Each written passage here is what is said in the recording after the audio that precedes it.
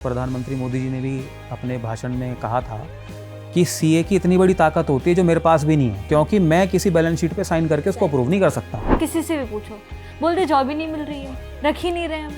बड़ा चैलेंज है कि फ्रेशर को हर कोई ये कहता था कि फ्रेशर है जॉब नहीं देंगे। अरे फ्रेशर कभी तो फ्रेशर रहेगा ही ना जो पढ़ के आए। बच्चे को खुद पे भी काम करना पड़ेगा। तैयारी कर रहा है, बन जाता है सीए, उसके बाद क्या क्या चैलेंजेस आते हैं। आपसे गलती हो गई तो फाइनेंशियली आपका क्लाइंट मर जाएगा, लेकिन जो उसको कठिनाई महसूस होगी वो तो होगी ना, पैसे का लॉस होगा। जब लॉ टूटते हैं तो बहुत सारी सजाएं भी होती हैं। आपने कैसे स्टार्टिंग की थी? बहुत एवरेज स्टूडेंट था मैं 12th में, मैं बताऊं। एवरेज कैसे मानेंगे, अभी तो आप सीए बनने बैठे हैं। मैं आपका मिथ दूर करता हूँ। ऐसा बिल्कुल भी नहीं है कि एवरेज बच्चा सीए नहीं बन सकता, बट हाँ, जब आप उस कोर्स में आ जाएंगे तब आपको डेडिकेटेडली मेहनत करनी पड़ेगी।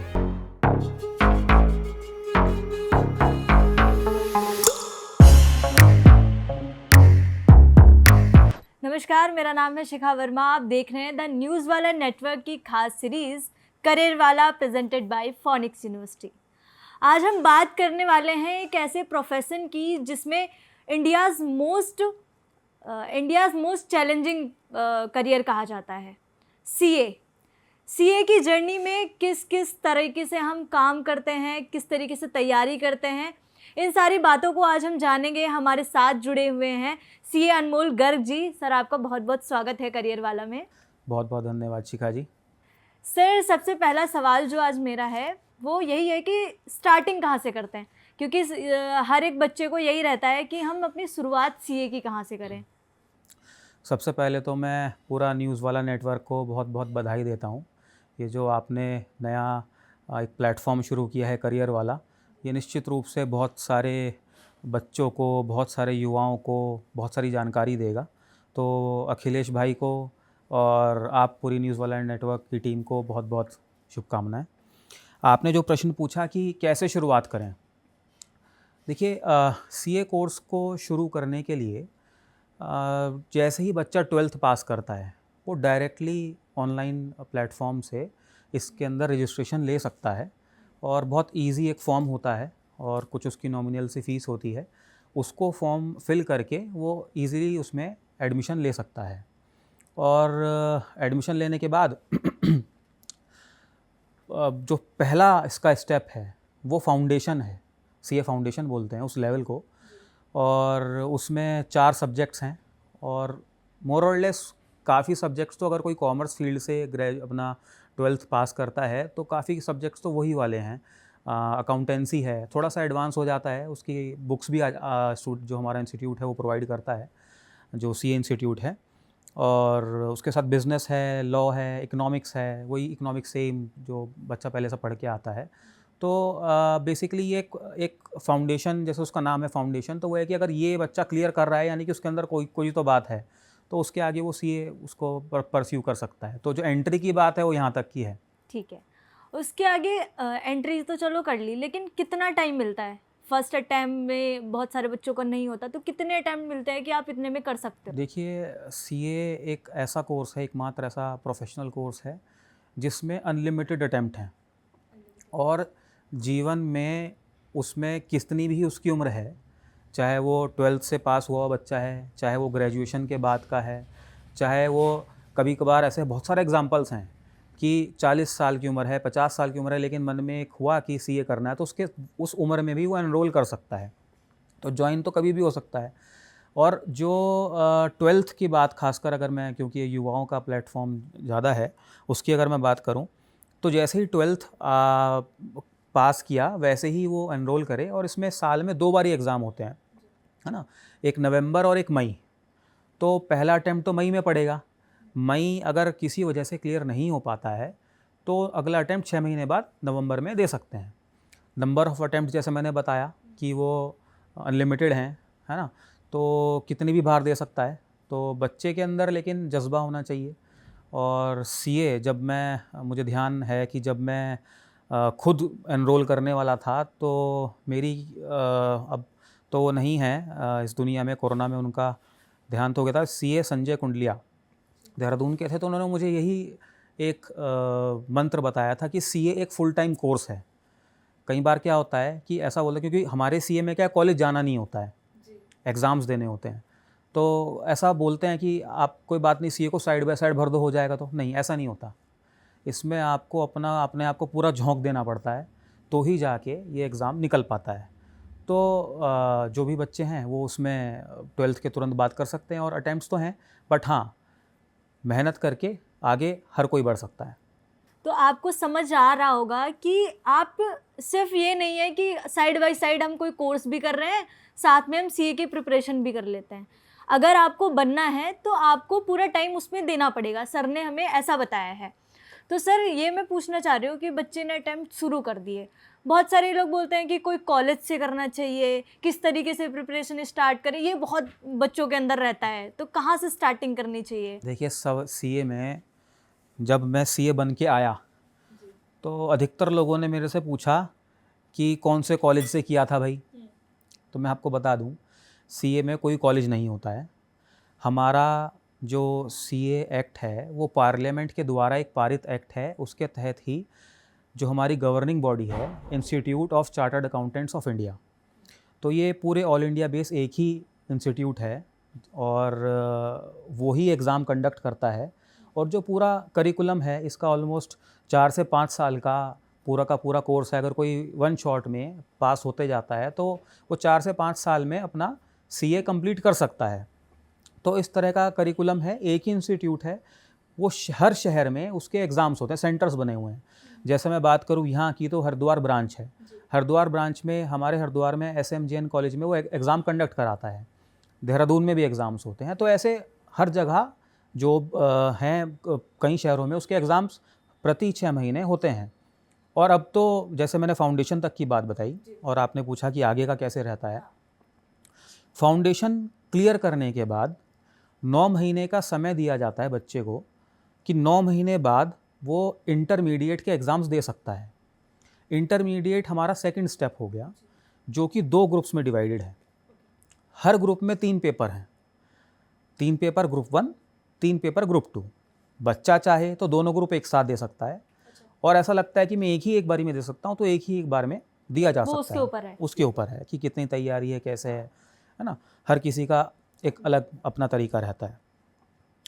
तो 9 महीने बाद अगर वो बच्चा एग्ज़ाम देता है और गॉड ग्रेस वो क्लियर हो जाए, तो उसके बाद में 2 साल की इंटर्नशिप रहती है, जिसको हमारी उसमें आर्टिकलशिप बोला जाता है। आर्टिकलशिप, हाँ, है ना जी। तो वो किसी सीए के अंडर करनी रहती है 2 साल। तो उसमें आप ये लगाइए, जो बच्चा बहुत, अगर वो फर्स्ट टाइम में बन जाता है, इंटर क्लियर कर लेता है, तो आप लगाइए उसकी उम्र मुश्किल से 20 साल, ज़्यादा से ज़्यादा 19-20 साल। तो उसको 19-20 साल में किसी सीए के अंडर आर्टिकलशिप करने का जब मौका मिलता है, तो जो लोग जिस प्लेटफॉर्म पे 30 साल की उम्र में पहुंचते हैं, वहाँ तक पहुंचते होते, उसको उस उम्र में वो नॉलेज हो जाती है, क्योंकि प्रैक्टिकल काम करना शुरू कर देता है, ITR फिल करनी शुरू कर देता है, GST करना शुरू कर देता है, बैलेंस शीट बनाना शुरू कर देता है। उसको जितना भी एक सीए काम करता है, उसको हर चीज़ का एक्सपोजर मिल जाता है। तो आप लगाइए, जब तक उसकी आर्टिकलशिप पूरी होती है 21-22 साल की उम्र में, तब तक उसको उतना काम प्रैक्टिकली आ जाता है जो एक सीए करता है। तो जब उसकी आर्टिकलशिप पूरी हो जाती है 2 साल बाद, तो वो फाइनल के लिए अपीयर हो सकता है। फाइनल एग्ज़ाम्स में जैसे इंटर में है वैसे ही 2 ग्रुप्स हैं। मतलब आर्टिकलशिप करने के बाद आपको फिर फाइनल एग्जाम देना होगा? हाँ, ऐसा होता है कि जैसे आर्टिकलशिप पूरी हो गई आपकी 2 साल की, उससे पहले आप फाइनल एग्ज़ाम्स नहीं दे सकते। अच्छा, उससे पहले नहीं दे सकते? उससे पहले नहीं दे सकते, जिससे वो उद्देश्य ये है कि जो बच्चा सीए बन जाएगा, उसको सीए बनने से पहले काम आना चाहिए, है ना, तभी वो सीए बने, है ना। तो और होता भी है। अब सीए बनने के बाद काम सीखेगा तो अच्छा नहीं रहेगा ना। हाँ। तो उससे पहले वो सारा फिट हो जाए, इंडस्ट्री के लिए वो फिट है, परफेक्ट है कि हाँ अब वो हो सकता है। तो बीच में 1-2 ट्रेनिंग्स और होती हैं, पर्सनल डेवलपमेंट वगैरह भी उसमें चीज़ें, हमारे बहुत सारे टॉपिक्स हैं, उसको MCS बोलते हैं, और एक IT ट्रेनिंग होती है। तो कुछ ट्रेनिंग रहती हैं, तो वो करिकुलम का पार्ट है। उसको कंप्लीट करने के बाद फाइनल के लिए जा सकता है, एग्ज़ाम दे सकता है। उसमें वही 2 ग्रुप्स हैं, और 2 ग्रुप्स में 3-3 पेपर हैं। तो अपना क्लियर करे, उसको मर्ज़ी है तो एक साथ दे दे दोनों ग्रुप, और लगता है कि नहीं एक देना तो एक करके दे, बच्चे के ऊपर डिपेंड करता है। और उसके बाद जब क्लियर हो जाता है तो गुड टू गो, सीए साहब बन गए। तो ये पूरा एक करिकुलम है, प्रोसेस है। इसमें हमारा जो पासिंग परसेंटेज होता है, मतलब जो करिकुलम का एक पार्ट है, जैसे ग्रुप मैंने बताया, तो हर एक सब्जेक्ट में कम से कम 40% मार्क्स होने चाहिए और ओवरऑल 50% से ज़्यादा उसका ओवरऑल जो सभी सब्जेक्ट का मिला के 50% से ज़्यादा होना चाहिए, तो हमारे क्वालिफाइंग जब माने जाएंगे, मार्क है। मतलब हाँ अगर आपका 50% है तब आप हाँ क्वालिफाई माने जाएंगे। हाँ, वही फिफ्थ आपका ओवरऑल परसेंट 50% से ज़्यादा और हर सब्जेक्ट में एटलीस्ट 40% तो आए। तो ये हमारा जो तीनों ही लेवल पे ये क्राइटेरिया इसका। मतलब सारे लेवल पे यही रहता है कि 40% हाँ हो और पूरा मिला के हाँ 50%। हाँ, ये रहता है। तो ये पूरा मैंने आपको इसका पूरा मैंने बताया। तो आपको, मुझे लगता है कि बहुत सारे सवाल जो आपके दिमाग में होंगे वो क्लियर हुए होंगे, और भी हम आगे बात करेंगे। सर, अब मैं आ रही हूँ कि आपके ऊपर, आपने कैसे स्टार्टिंग की थी, प्रिपरेशन की कैसे की? देखिए, मैंने 2011 में जब 12th अपनी कंप्लीट की, अराउंड मार्च के आसपास एग्ज़ाम्स ख़त्म हो जाते हैं, तो बहुत बहुत दुविधा में था, जैसे अभी भी बच्चे होंगे कि मैं क्या करूं, इस यूनिवर्सिटी में जाऊं कि इस यूनिवर्सिटी में जाऊं कि सीए करूं, तो बहुत सारी चीज़ें, वो पज़ल हो जाता है ना। आपको उस समय जो भी मिलता है वो अपनी एक अलग राय दे के चले जाता है। तो मैं बहुत अर्ली सीए का फॉर्म नहीं भर पाया था, लेट हो गया था, तो मेरा अटेम्प्ट पड़ा था, उस समय दिसंबर में हुआ करता था अटेम्प्ट, तो मेरा दिसंबर में अटेम्प्ट था 2011। और तैयारी के लिए मैं देहरादून में जिनका मैंने नाम भी लिया, संजय कुंडलिया जी, उनके यहाँ मैंने कोचिंग ली थी और वहाँ से ही तैयारी की थी। वो समय एक अलग था, हरिद्वार में या रुड़की में बहुत ज़्यादा अपॉर्चुनिटीज़ नहीं थी, ऑनलाइन इतना नहीं था, तो हमें कहीं ना कहीं जाना ही पड़ता था। आज के टाइम में जो हमारा इंस्टीट्यूट है वो भी आपको ऑनलाइन क्लासेस दे रहे हैं, और जो वर्ल्ड क्लास पूरा टीचर्स हैं वो भी अपना ऑनलाइन टीचर्स हैं, तो किसी को कहीं जाने की ज़रूरत नहीं है, वो अपने ही शहर में रह के पूरा ये कोर्स कर सकते हैं। तो जो आपने मेरे बारे में पूछा, तो वहाँ से मैंने फाउंडेशन किया। फाउंडेशन करने के बाद गॉड ग्रेस पहली अटैम्प्ट में वो हो गया था। उसके बाद मैं फ़र्दर कोचिंग के लिए दिल्ली गया और वहाँ पे मैंने कोचिंग्स ली, और जो मेरा आईपीसीसी था मैंने एक एक ग्रुप करके दिया था, दोनों एक साथ नहीं दिए थे। और बहुत बहुत एवरेज स्टूडेंट था मैं 12th में, मैं बताऊं, और ऐसा नहीं था कि होशियार अरे बच्चे ही कर सकते एवरेज हैं। कैसे मानेंगे, अभी तो आप सीए बने बैठे हैं। मैं यही मैं आपका मिथ दूर करता हूँ, ऐसा बिल्कुल भी नहीं है कि एवरेज बच्चा सीए नहीं बन सकता। बट हाँ, जब आप उस कोर्स में आ जाएंगे तब आपको डेडिकेटेडली मेहनत करनी पड़ेगी, उसका कोई वो तो मुझे ऑल्टरनेटिव लगता नहीं है है। कि सभी जगह पे अप्लाई होता है कि आप कोई भी काम कर रहे हैं, अगर डेडिकेट नहीं होंगे तो फिर वो आप नहीं कर एग्जैक्टली सकते। अगर आप अपनी स्टूडेंट लाइफ में अच्छे से मेहनत करेंगे तो बाद वाली लाइफ में आपको थोड़ा सा आराम मिल जाएगा, आपके पास पर्क्स ज़्यादा आएंगी लाइफ में। तो ये तो है ही सभी फील्ड में, चाहे कोई भी फील्ड है। बट हाँ, सीए में थोड़ा सा चैलेंजिंग है, आप वर्ल्ड का टफेस्ट प्रोफेशनल कोर्स करने वाले हैं, तो वो इतना आसान तो नहीं होने वाला है। तो जैसा कि मैंने बताया कि मैं आईपीसीसी करने में दिल्ली गया, और वहाँ पे मैंने एक 1 बाय 1 मेरा 2012 में एक ग्रुप क्लियर हुआ, देन 13 में एक ग्रुप क्लियर हुआ, फिर मैंने वहीं पे आर्टिकलशिप ज्वाइन की। और 2018 में मैं सीए क्वालिफाई करके आया, और इस बीच में बहुत सारी मेहनत की, बहुत सारा काम किया, पढ़ाई की। जब क्वालिफाई मैंने किया 2018 मैंने हरिद्वार से किया वो एग्ज़ाम, तब यहाँ पे सेंटर नहीं हुआ करता था हरिद्वार, जब मैंने शुरू किया था देहरादून जाना पड़ता था। बट 2018 में यहाँ सेंटर आ गया था SMJN कॉलेज में, तो यहीं से मैंने एग्ज़ाम दिया, यहीं से मैं पास हुआ हूँ। तो साइड बाय साइड ग्रेजुएशन भी मैंने की है कॉरेस्पॉन्डेंस से, तो वो भी चलता रहा, क्योंकि एक मन में थोड़ा सा दुविधा रहती है कि सीए ना बन पाया तो क्या करेगा, है ना, तो वो रहता है। तो side by side safer side एक ग्रेजुएशन की, बट लकीली मैं क्वालिफाई कर गया 18 में। और अभी तक की जर्नी की अगर मैं बात करूं, 2018 में जब मैं सीए बना, हर किसी के पास दो ऑप्शंस होते हैं सीए बनने के बाद, या तो वो जॉब में जाए, है ना, या फिर वो खुद अपना प्रैक्टिस करे। प्रैक्टिस मतलब कि अपना खुद को ऑफिस खोल के ऑडिट असाइनमेंट्स या जो भी प्रैक्टिकल, जैसे लॉयर प्रैक्टिस करते हैं, डॉक्टर प्रैक्टिस, ऐसे ही सीए प्रैक्टिस खुद से भी कर सकते हैं। खुद से कर सकते हैं। तो उसमें आपको किसी के अंदर जॉब करने की ज़रूरत नहीं है, आप क्लाइंटेज देखिए अपना, डायरेक्ट तो क्लाइंट से बात करो, आप डायरेक्ट, हाँ, काम तो वो करो। कीजिए। तो मैंने अपना प्रैक्टिस चुना, जॉब में मेरा मन नहीं था। तो मुझे ऐसा लगता है कि मैं अपने, जब तक मैं सीए नहीं बना था तो मेरे बहुत सारे दोस्त थे साथ में, क्योंकि सीए करते करते ना उम्र बढ़ने लग जाती है। मैं 24 साल की उम्र में सीए बना, तो 21-22 के बाद क्या होता है कि आपके दोस्त काम करने लग जाते हैं, कमाने लग जाते हैं, तो थोड़ा सा प्रेशर फील होता है कि यार वो तो वहाँ पे एम्प्लॉयड हो गया, आप तो पढ़ ही रहे हो अभी तक, है ना। गॉड ग्रेस मेरे पास फैमिली का कोई प्रेशर नहीं था, बट लोगों की परिस्थितियाँ होती होते हैं हैं बहुत कि सारे लोगों ज़रूरी का, है हाँ। है ना। लेकिन मैं ये फील करता हूँ सीए बनने के बाद जो भी मेरे से 3-4 साल पहले भी काम करना शुरू कर दिया था, तो मैं जंप करके उनके ऊपर आ गया एक साथ ही। तो अच्छा कोर्स है, प्रोफेशनल कोर्स है, रिकॉग्नाइज्ड कोर्स है, और कुछ है या नहीं है, इज्जत बहुत ज़्यादा है। आपको हर कोई पहले दिन से सीए साहब करके बोलता, तो आपको तो अच्छा लगता ही है, लेकिन जब आपके माता पिता के चेहरे पे मुस्कान आती है ना, तो वो और बहुत अच्छा लगता है। मैं इस चीज़ को और ज़्यादा इसलिए कह रहा हूँ, मेरी छोटी बहन है, उसने अभी रिसेंटली सीए क्वालिफाई किया, तो आपसे मैं इंस्पायर हो गई। कहती तो ऐसा ही है, बट उसकी खुद की मेहनत है। हाँ, वो तो इंसान की खुद की मेहनत होती हाँ, है। तो मैंने फील किया उस खुशी को ना, कि जब आपका भाई बहन बेटा जो वो सीए बन के आता है ना, तो जो एक फीलिंग होती है वो नेक्स्ट लेवल होती है। तो वो फीलिंग अपने माँ बाप को देना बहुत अच्छा है, तो वो खुशी का एहसास बहुत अच्छा है। तो सीए बनने के बाद आपकी जो लाइफ है वो बदलती है, डेफिनेटली बदलती है। सामाजिक रूप से भी आप मजबूत होते हैं, आपको लोग जानने लगते हैं, कोई आपको हल्के में नहीं लेता, है ना। तो आपकी बात की वैल्यू होने लग जाती है। तो ये सब चीज़ें हैं जो उसके पक्ष हैं। मतलब आपकी जर्नी टफ भी रही, लेकिन आप लगे रहे कि मुझे करना है। एक हाँ जज्बा था। हाँ, नहीं, टफ सीए बनने से पहले भी है, बनने के बाद भी है। क्या क्या बाद क्या क्या आता है? चलो बन गया, एक बच्चा कोई तैयारी कर रहा है, बन जाता है सीए, उसके बाद क्या क्या चैलेंजेस आते हैं? देखो, आपको सीए बनने के बाद आपको जॉब लेने में कोई बहुत बड़ा चैलेंज नहीं आएगा, आप अपना प्रैक्टिस भी शुरू कर देंगे, आपके पास क्लाइंटेज भी आ जाएगा। बट मेहनत कहाँ लगती है? मेहनत लगती है आपको रेगुलरली अपडेट रहना पड़ता है, क्योंकि ये ऐसी फील्ड है, इसमें अपडेट्स आएंगे ही आएंगे।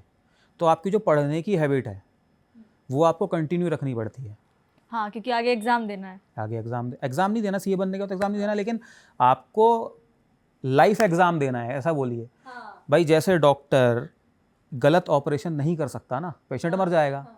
अगर आपने कोई आपसे गलती हो गई तो फाइनेंशियली आपका क्लाइंट मर जाएगा भाई।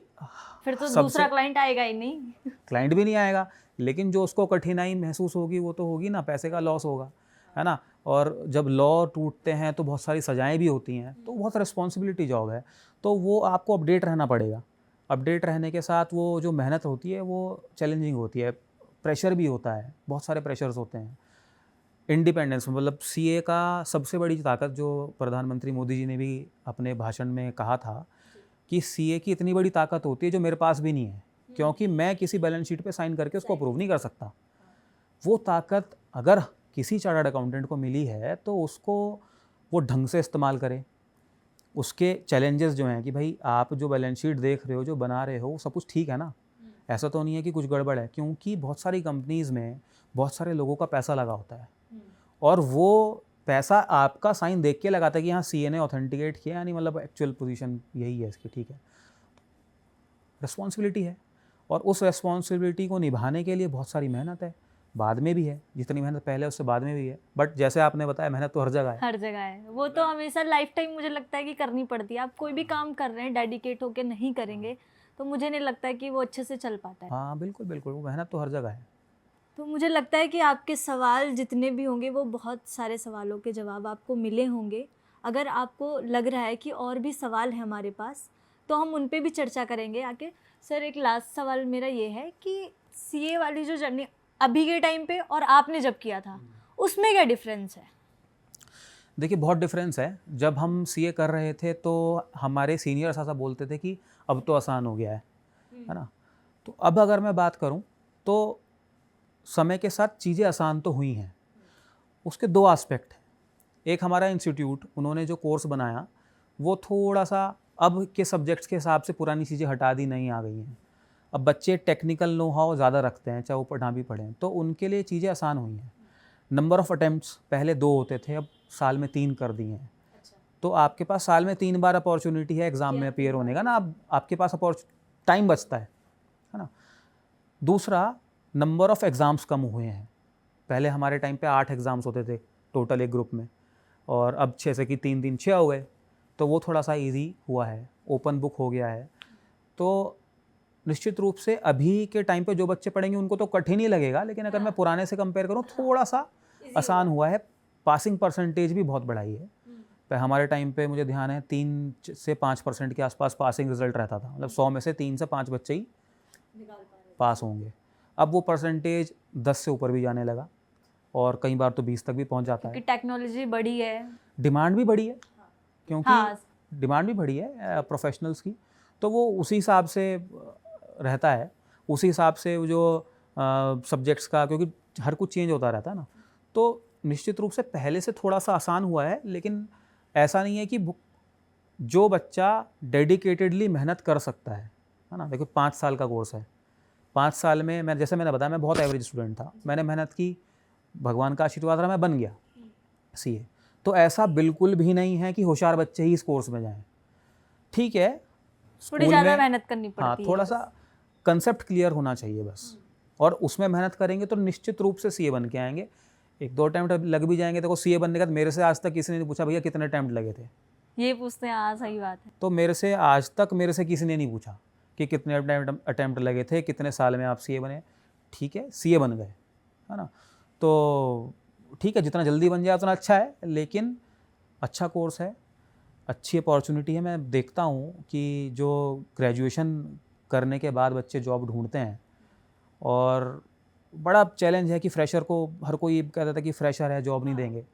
अरे फ्रेशर कभी तो फ्रेशर रहेगा ही ना जो पढ़ के आया। ये चैलेंज मुझे लगता है कि सर सभी जगह पे आ रहा है। हाँ, अभी के टाइम पे जिस भी बच्चे से हम बात करते हैं, किसी से भी पूछो, बोलते जॉब ही नहीं मिल रही है, रख ही नहीं रहे हमें। तो इस पे आप क्या बोलना चाहेंगे? इस पे मैं बोलना चाहूँगा कि जितना मैं देखता हूँ कि बच्चे को खुद पे भी काम करना पड़ेगा।